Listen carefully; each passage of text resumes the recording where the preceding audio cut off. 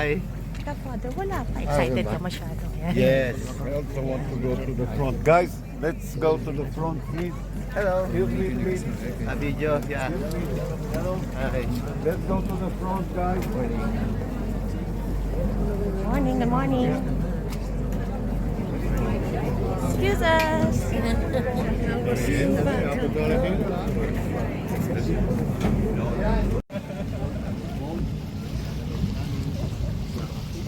Will come here. This will be the door. Here in the Sea of Galilee. Say hi to my video. Hi, hello. Welcome to the Sea of Galilee. Tagalog, Tagalog. Mabuhay. Mabuhay. To the Sea of Galilee. There you go. First group. Yeah. Oh. We will try to Take walk your on the lunch, water and now. Kami naman po ang sasakay sa boat. And after our boat ride in the Sea of Galilee, kami naman po Nagpa-vlog si kakain ng Father. tanghalian. St. Peter's Fish. Prito at malutong na tilapia sa restaurant na aming pupuntahan after this boat ride. Ito po yung aming mga kapatid sa first bus.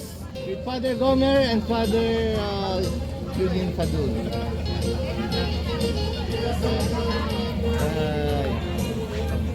Okay, yan po sila. Kami naman po susunod. Okay, yan po ang Sea of Galilee.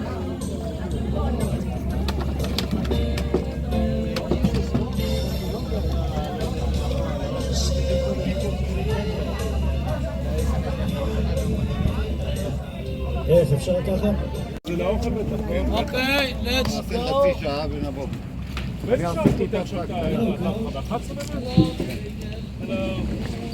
Kaway kaway. Kaway kaway. Welcome aboard. Come aboard. Dito po ang mas mababa. Come aboard. Dito mas mababa.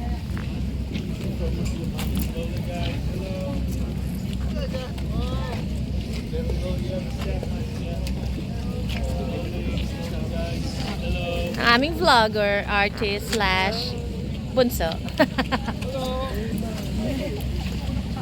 Aba, groovy si Father. Come aboard. Atras ka ha? Okay. Sasagipin niyo ako ha. Ay, oo. Huwag yan. Siyempre, kukunan ko lahat. Welcome aboard. I know. What's Sakay na. Sabi ni Sharon Cuneta, sakay na. Dito mas mababa. Dito mas mababa. Dito mas mababa. Dito po mas mababa. Ate Shawi, ano sabi mo? Sakay na. Tara na. Tara na, sakay na. Magka-Titanic ang Mother Earth. Oh, aba, ala Titanic si Mother. Dito mas mababa. Nangyari doon. Mother, wag ibang pelikula na lang po. Ako na last. Me and my friends. זהו. מה נשמע אנשים? טוב? Oh, Manny Pacquiao.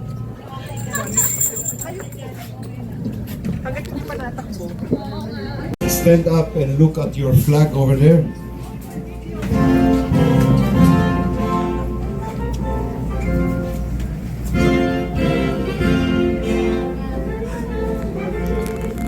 Sa mandulubig, di ka pasisi.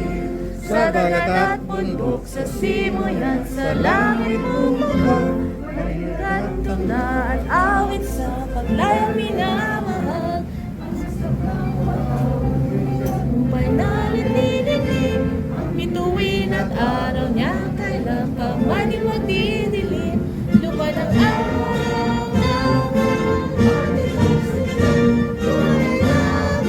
sa piling ko. Aming di kaya na magay nagawin, ang namatay lang dahil sa'yo.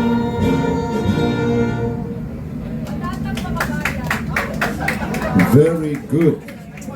Yeah, you may sit.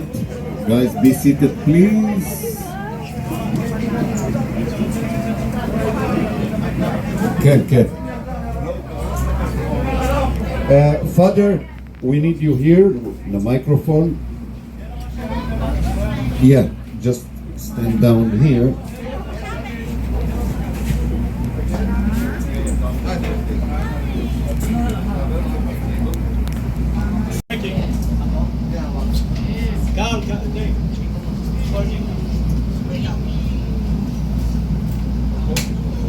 You may remain seated while listening to the proclamation of the Holy Gospel. The Lord be with you.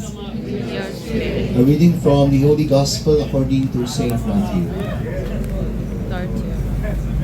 Immediately Jesus made the disciples get into the boat and go on ahead of him to the other side, while he dismissed the crowd. After he had dismissed them, he went up on a mountainside by himself to pray. Later that night, he was there alone, and the boat was already a considerable distance from land, buffeted by the waves because the wind was against it. And shortly before dawn, Jesus went out to them, walking on the lake. When the disciples saw him walking on the lake, they were terrified. "It is a ghost," they said, and cried out in fear. But Jesus immediately said to them, "Take courage, it is I. Do not be afraid." "Lord, if it is you," Peter replied, "tell me to come to you on the water." "Come," he said. Then Peter got out of the boat and started to walk on the water and came toward Jesus. But when he saw the wind, he was afraid and beginning to sink, crying out, "Lord, save me." Immediately Jesus reached out his hand and caught him. "You of little faith," he said, "why did you doubt?" And when they climbed into the boat, the wind died down. Then those who were in the boat worshipped him, saying, "Truly, you are the Son of God." Sisters and brothers, the Gospel of the Lord. Praise to you, Lord Jesus Christ.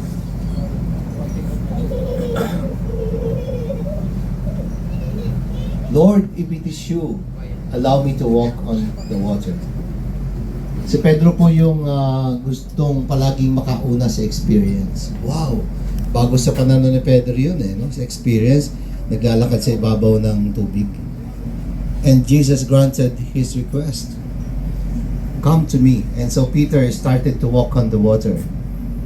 Then suddenly, the wind grew strong, and Peter was emotionally disturbed. Sapagkat yung kanyang pansin natuon po dun sa malakas na hangin. He was overwhelmed by fear. He was overtaken by fear. He was eaten up by his lack of faith. Kung minsan sa buhay natin, bagamat may mga blessings na dumarating, kung minsan nakatuon pa rin yung mga mata natin sa mga problema sa buhay. Because we see things not in the eyes of faith, but in the eyes of fear. We see things in the eyes of problems and not in the eyes of blessings. Diba? Kapag ang iyong tingin ay nakukulimliman ng bigat ng mga problema mo sa buhay, possibly all that you will see in life are problems and not blessings. Diba? Kapag binago mo po yung pananaw mo, you see things in the eyes of blessings, all that you will see in life are blessings. And so, we will be grateful because of that. And grateful people are happy people. Grateful people are beautiful people. Tingnan niyo po yung mga taong puro reklamo at puro problema ang nakikita. Tingnan niyo po ang mukha nila. Mukha sila problema. Mukhang problemado. Pero kapag grateful, you see life not as a problem to be solved, but as a blessing that we must be thankful for every day. Ang sarap gumising. Sabi nga, every gising is a blessing because life begins its time we wake up in the morning. Napakadaming dahilan para magpasalamat. So do not be overtaken, do not be overwhelmed by fear, by doubt. Conquer your fear with faith because faith is the antidote of fear. So we just have to change our mentality and a lot of beautiful things will happen along the way. Amen. We just have to believe. Yes. Kanina ho, nagkukwentuhan kami ni Kuya Carl and he was sharing to me his personal experience about multiplication of blessings. Kagagaling lang po natin doon sa Church of the Multiplication of Blessings. At sabi niya, Father, kumuha ka ng maliit na item kahit ba to, tapos pag mayroong mga blessing na mangyayari sa bahay, ilagay mo lang doon sa capsule, doon sa parang cornerstone ng bahay, and have faith at mangyayari multiplication of blessings.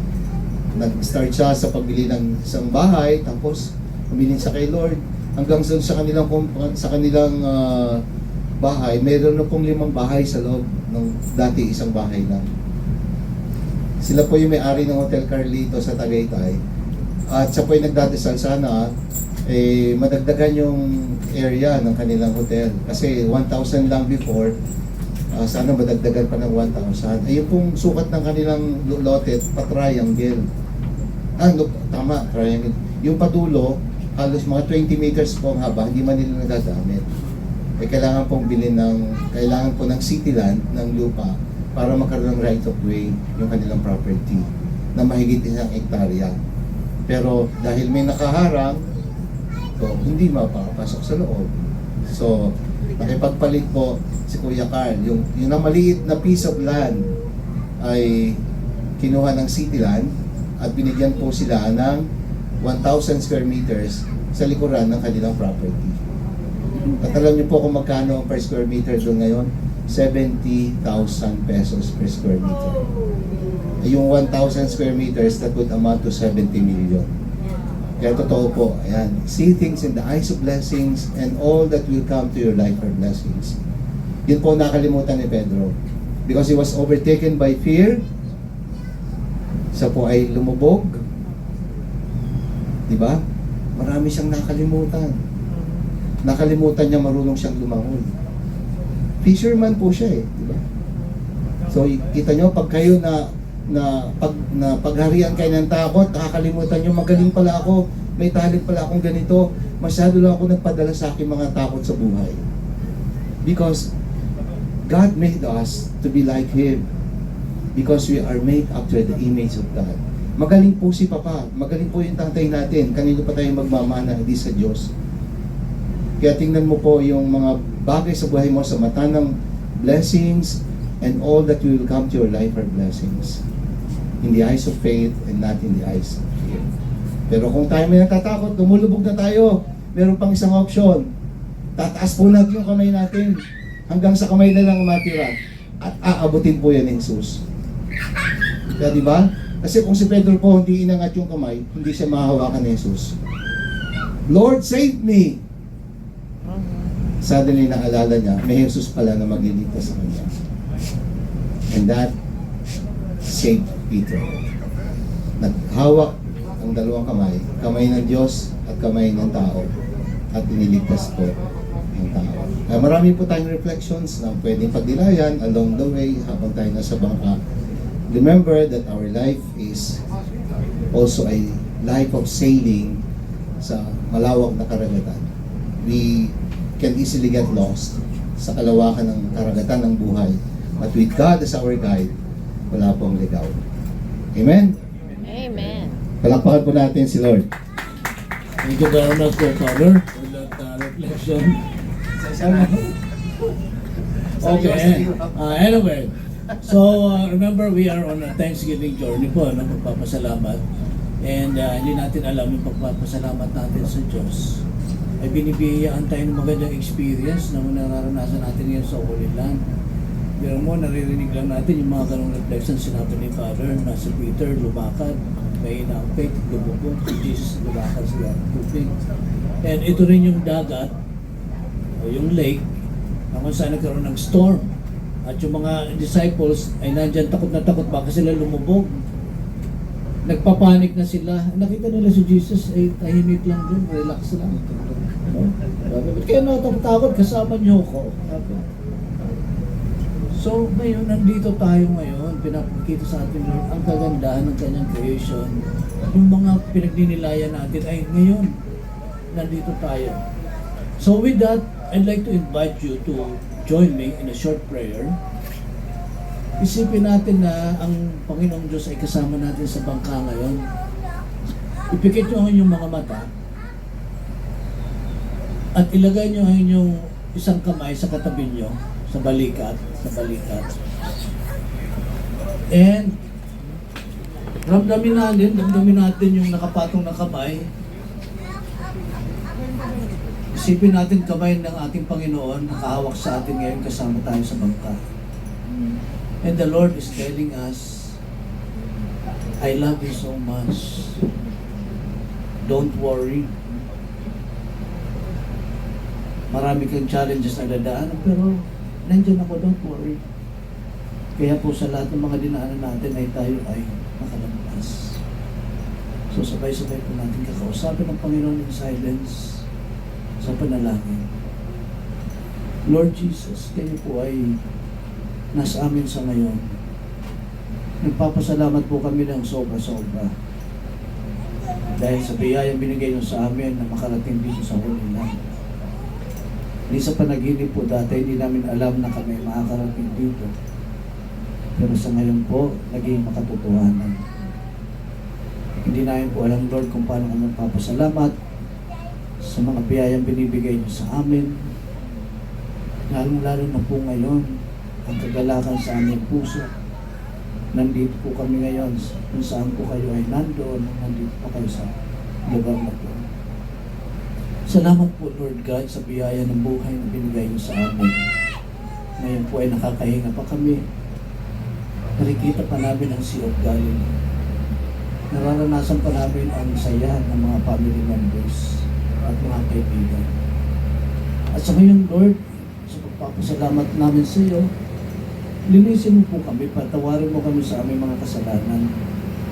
Forgive us for all our sins, cleanse us, that we may be worthy always of your blessing. At idinudulog po namin sa ngayon, Panginoon, ang mga mahal namin sa buhay, ang aming mga anak, ang aming mga kapatid, ang aming mga family members na nangangailangan ng iyong pagpapala. Lalo na po yung mga may sakit. Pagalingin mo po sila, Lord, bigyan ng pagpapala, kalakasan ng katawan.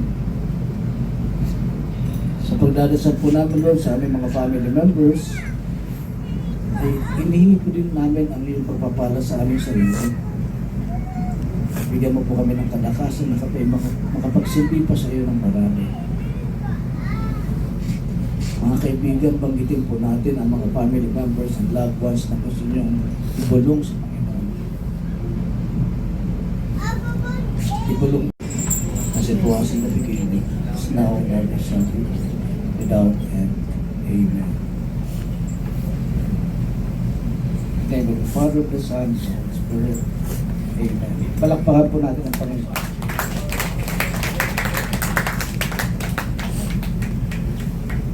Okay, so that was a very nice experience with the Lord. Kasama natin sa ngayon. And to ease up and to add up to the joy of our boat ride, I'd like to for all of us. That's how God's loved us so much. I think I know the song. Okay, so Angel, thank you very much for being with us again today, for accepting us, and being my friends from the Philippines. Amen. Shalom. Shalom. Do you know the song still? Yeah, I think you do. Okay, let's do it still. Hallelujah. Maybe I sing a little bit in Hebrew because Hebrew is the language of Jesus, you know? We'll see. What do you say, Carl? Hebrew and English? Or only English?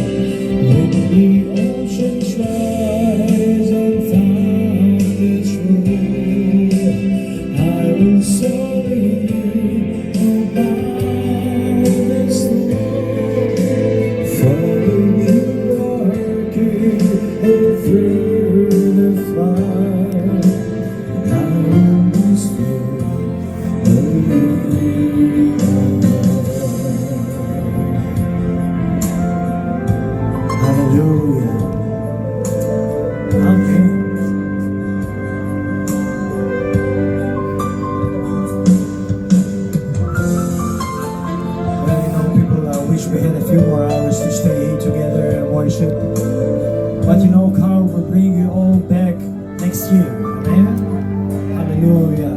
In Hebrew we say, next year in Jerusalem, Hashana Habaa Be'Yerushalayim. Next year in Jerusalem. Amen. Hallelujah. Amen.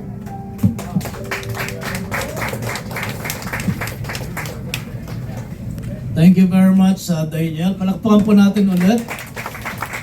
Tayo lang po ang bangka, ito lang ang bangka na may ganyan. Okay? Kaya dito ko kayo dinala. So, that's why, tayo nagpapasalamat isa dami natin nga ng mga biyaya, di ba? We're going back to the port where we came, and we will be going for lunch. I think there are some souvenirs that you can buy, like this is a stone that you cannot buy in the stores. This is from the Sea of Galilee with the boat or whatever. That's like the St. Peter's feast, the boat of Jesus. It's a pendant, no? And the songs of Daniel, if you want to take home, like kung nasa kotse kayo, may traffic, it's in the USB. Bracelets yan ng USB. Bracelet ng USB.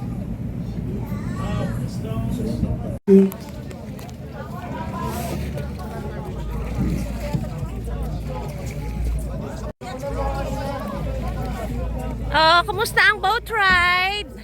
Pretty good. Ha? Walang sumuka. Joke. keep, keep moving, keep moving. Ah, tita, magbigay ka na. Thank you. Tita, oh. Tita, oh. Ay. Para mag-multiply. Joke.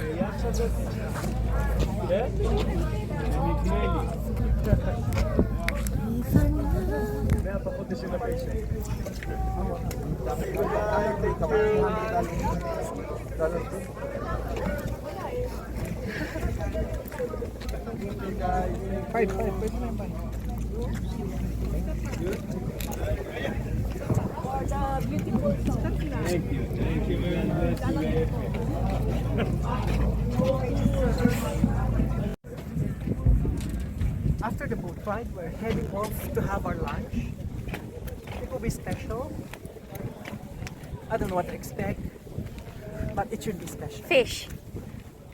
Di ba sabi tilapia? Oh yes, we love fish, tilapia. But it's not tilapia from the Philippines. Tilapia from the Sea of Galilee. Ah! Look at the landscape. Shalom, shalom.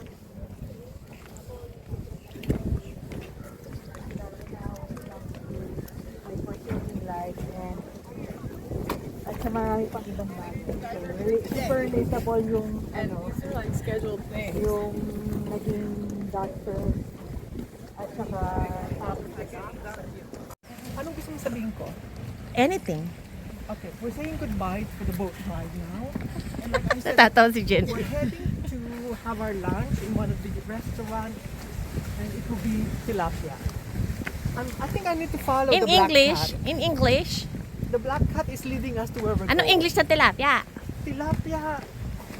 It's not English of tilapia. St. It's Peter's fish. fish. Ah. They call it here in Israel. Eh kasi tilapia in the Philippines. Oh.